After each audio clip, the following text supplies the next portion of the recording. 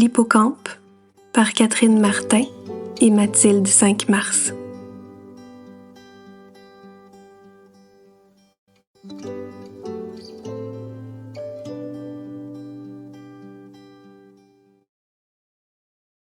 Ça se guérit, tu crois? Elle me regarde, les yeux remplis d'un espoir naïf, les yeux d'une enfant qui souhaite qu'on la rassure. Son cerveau n'est plus qu'une ardoise sur laquelle on a passé un coup de brosse. Ses cheveux sont couverts de poussière de craie. La lumière du jour n'atteint plus les profondeurs de sa tête. Les souvenirs y flottent doucement, clignotant dès qu'un pan lumineux parvient à s'y glisser. Ma grand-mère souffre d'un trou noir au cerveau.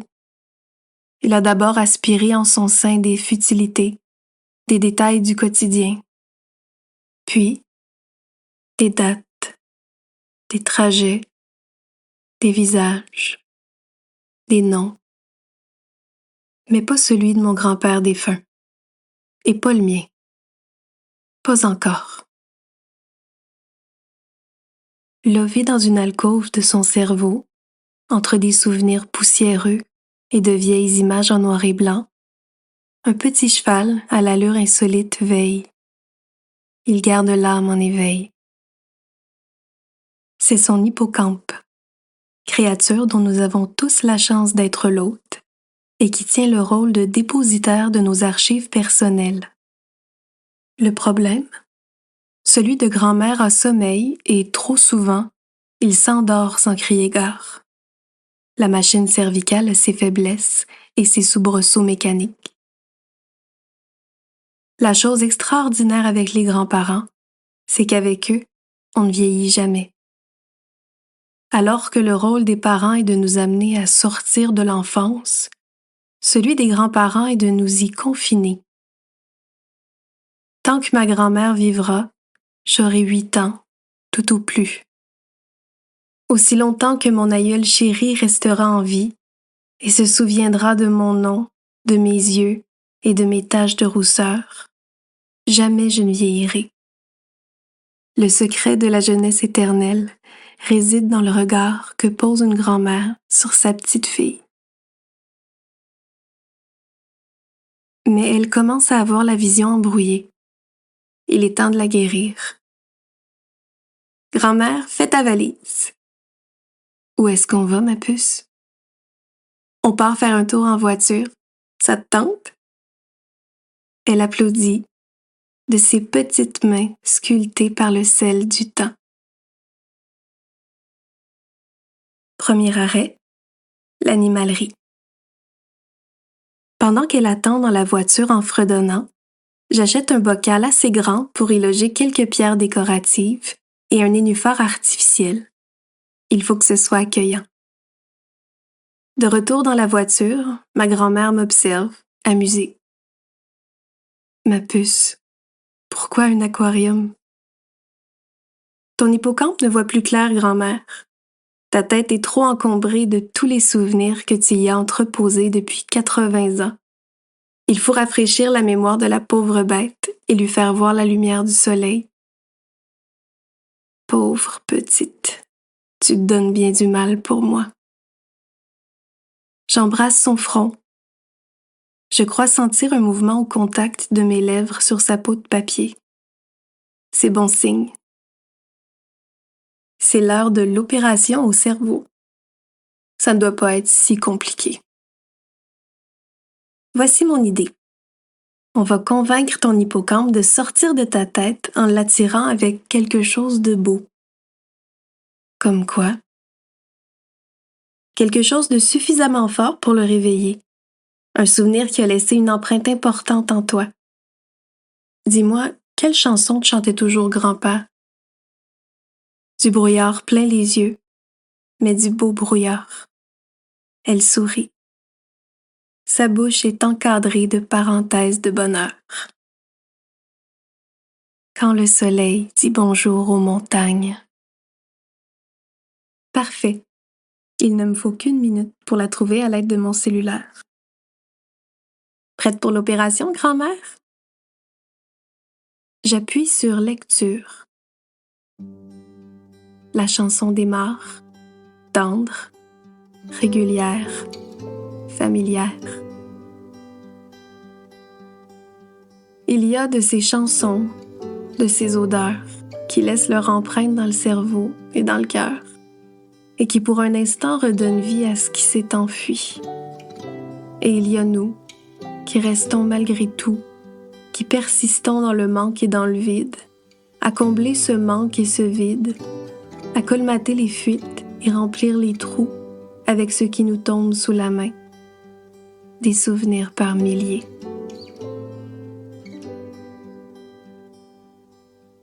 J'approche mon téléphone de son oreille ornée d'une perle blanche.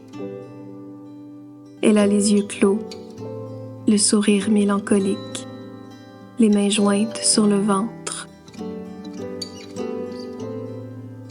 Soudain, je perçois du mouvement contre sa tempe.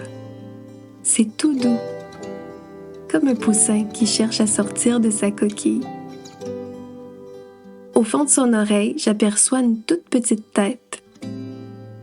Elle se tortille lentement en direction de la musique. J'augmente le volume. Il arrive.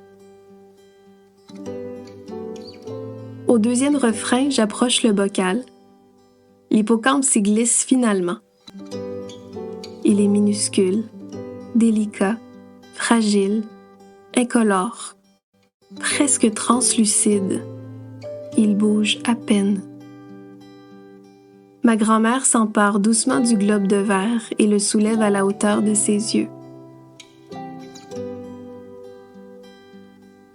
À la vue de son hôte, l'hippocampe se dégourdit la nageoire dorsale, remue maladroitement et parvient à appuyer son petit nez contre la paroi du bocal. Je laisse la chanson jouer en boucle et je démarre la voiture. Deuxième arrêt, le casse-croûte. Proust avait ses madeleines. Nous, on a la poutine. Ma grand-mère a toujours adoré ça, et j'ai toujours trouvé beau de la voir en manger. La coquetterie en personne. En tout temps coiffée, bien habillée, maquillée, parfumée. Devant un bol de frites chaudes, de sauce brune et de fromage qui couine, c'est une image charmante, inoubliable. Elle m'emmenait souvent en manger quand j'étais petite. À mesure que son ventre se remplit, je remarque que l'hippocampe, dans son bocal, commence à s'agiter. Il a toujours le regard rivé vers sa maîtresse, comme s'il rêvait qu'elle lui offre une petite bouchée. Grand-mère regarde. Au bas de sa queue, on peut maintenant déceler de petits points bleus. Ça fonctionne. Comme il est beau. Elle l'observe, les yeux écarquillés, ses sourcils relevés comme deux accents circonflexes. Et maintenant, ma puce, qu'est-ce que tu aurais envie de voir? Elle réfléchit quelques secondes, le regard voilé par les vestiges de toute une vie. Ma maison. Troisième arrêt, la maison en Beauce. Il nous faut près de 4 heures pour nous rendre à East Broughton. Tout au long du trajet, grand-mère fredonne et observe le paysage défiler par la fenêtre de la voiture, le cheval de mer entre ses mains, dont les veines et les sillons bleus semblent dessiner une carte routière vers on ne sait où.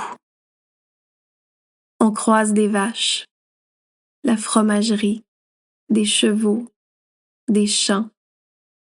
Ça sent la ferme, l'herbe, ça sent l'enfance. J'ai toujours eu l'impression d'être dans un manège sur les routes qui nous menaient à la maison de mes grands-parents. Les côtes abruptes et nombreuses créent cette espèce de chatouillement dans le ventre lorsqu'on les descend à la bonne vitesse. L'hippocampe semble l'apprécier, lui aussi. Il y a plusieurs années qu'on ne va plus sur ces routes. Depuis que grand-père est mort. Depuis que grand-mère vit dans une résidence. depuis qu'elle a besoin de gens autour d'elle, tout le temps. La maison apparaît au loin. Grand-mère s'avance sur son siège, un grand sourire aux lèvres. J'ai à peine le temps d'arrêter le moteur. Elle sort de la voiture, le bocal entre les mains. La maison est comme avant. La grande galerie à cajous, l'immense terrain, des arbres à perte de vue. La vieille croix noire plantée par mon grand-père sur le bord de la route. Elle rit de bonheur, comme une fillette. Je n'ai jamais vu ma grand-mère pleurer. Elle est comme un roseau qui ne cède jamais sous la force du vent ou du temps. Ma petite grand-maman béton, ma brindille d'acier. J'aime croire que ce qu'elle voit, debout, immobile devant la maison qui a accueilli sa famille, ce ne sont que les images les plus belles. Pas la maladie soudaine de grand-père, pas les adieux, juste les rires d'enfants, les genoux écorchés sur l'asphalte, les filets à papillons, les promenades en 4 roues, les marguerites sauvages, les cerfs curieux, la guitare de grand-père, la voix de grand-père. Ma puce, il s'agite le petit. Sous le nénuphar, l'hippocampe esquisse une pirouette. Des couleurs continuent à apparaître sur sa petite queue en spirale. Au point bleu s'ajoutent maintenant des taches dorées. Elle monte tranquillement le long de son dos osseux. Curieuse, grand-mère se dirige vers la fenêtre du salon, restée intacte depuis son départ. Ses enfants n'ont jamais eu le cœur de vendre la maison. On peut encore voir le sofa fleuri et la télévision cathodique près du vieux poêle à bois. Tu te souviens de Lucky Luke, grand-mère? Et du stupide Rantanplan. Et elle se met à rire avec candeur. Lucky Luke, c'était notre émission, notre moment à nous. Ciné cadeau avec elle, c'était le paradis. Je pose ma tête sur son épaule. Elle est menue, mon aïeule, mais droite, fière, le regard vers l'avant. De toute façon, ce qu'il y a derrière est trop dur à distinguer maintenant. Tu veux entrer? Non, tout est gravé là-dedans. Au lieu de pointer sa tête, elle tapote doucement la paroi de l'aquarium. À notre arrivée, lorsqu'elle est descendue de voiture, j'avais cru percevoir une certaine pâleur sur son visage. J'avais alors accusé le mal des transports. Mais maintenant, il est évident que ses joues sont de plus en plus blêmes. Peut-être a-t-elle besoin de se rafraîchir. 4e arrêt, le ruisseau. J'écoute l'écho de ses talons sur le sol rocailleux. Le ruisseau n'est qu'à 1 minute de marche de la maison. Je lui tiens le bras pour éviter qu'elle ne perde l'équilibre. Elle m'y emmenait à chacune de mes visites. Nous grimpions sur les vieilles planches du rempart pour faire des ricochets sur l'eau claire qui serpentait sous nos pieds. Tout en bas, les poissons s'agitaient pour notre plus grand plaisir. Depuis son départ, les herbes ont quelque peu envahi le ruisseau. Mais il est toujours là. Le clapotis est là. Les poissons sont là. L'odeur est là. Aucune végétation ne sera suffisamment envahissante pour annihiler le souvenir de cet endroit. Viens avec moi, ma puce. Elle entreprend de descendre jusqu'à la rive. La pente est douce. Il n'y a aucun danger. Mais je ne lâche pas son bras menu.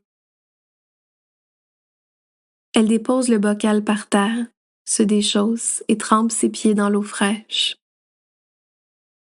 J'observe ma grand-mère adorée à contre-jour.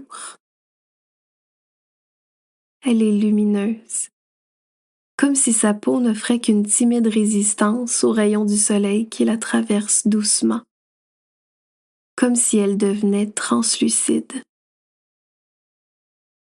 Elle se penche, plonge ses mains en coupe dans le ruisseau et verse un peu d'eau dans le bocal.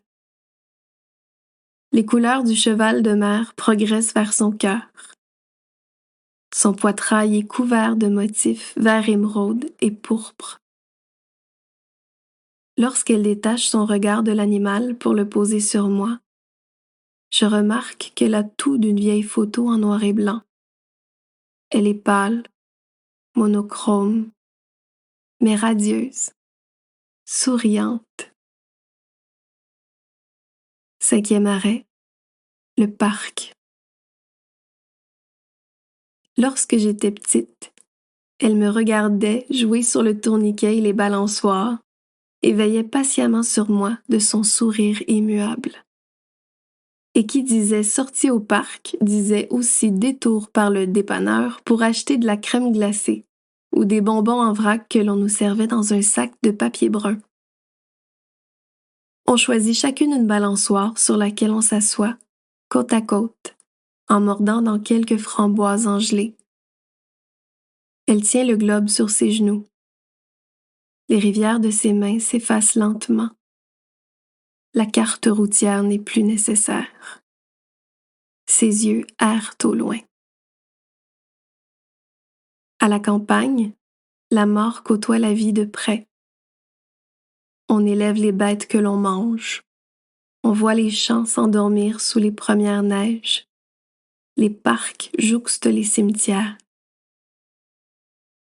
De l'autre côté de la clôture, quelque part parmi les pierres tombales, il y a celle où repose mon grand-père. Le soleil descend à l'horizon. Le ciel rougeoie comme les braises d'un feu de camp. Ma grand-mère se lève, se retourne et place le bocal sur la balançoire. Puis, calmement, elle avance vers l'extrémité du parc et prend appui sur la clôture. Je la rejoins. Je prends sa main dans la mienne. Il te manque? Oui, ma puce. Pleures-tu parfois? Non. Pourquoi pleurer? Il m'a donné mes enfants, ma maison, la forêt, les fleurs sauvages, mes petits-enfants. Il m'a rempli la tête de musique et le cœur d'amour. Non, il n'y a aucune raison de pleurer. Elle n'est plus qu'un filigrane. Toute couleur a quitté son corps éthéré. Elle se tourne vers moi, pose sa main sur ma joue. Ma petite fille. Grand-mère sourit de nouveau. Pour la dernière fois. Je ferme les yeux pour que mon corps s'imprègne à jamais de son toucher, de la chaleur de sa peau, de sa présence, de sa bienveillance, de sa lumière. Lorsque j'ouvre les yeux, elle n'est plus là, mais je sens toujours sa paume contre ma peau. Le soleil se couche sur le village. Le temps est bon. Je retourne à la balançoire. L'hippocampe est dans son globe de verre, éclatant, scintillant, paré des couleurs les plus belles, plein de vie. À moi, désormais, de faire en sorte que plus jamais il ne s'affadisse. À moi de lui chanter doucement et souvent cette chanson où le soleil qui se couche n'évoque en aucun cas la fin ou l'obscurité. Personne ne disparaît vraiment. Personne n'oublie véritablement. Tant que l'amour est là, les souvenirs perdurent. Et c'est là tout le secret de l'immortalité.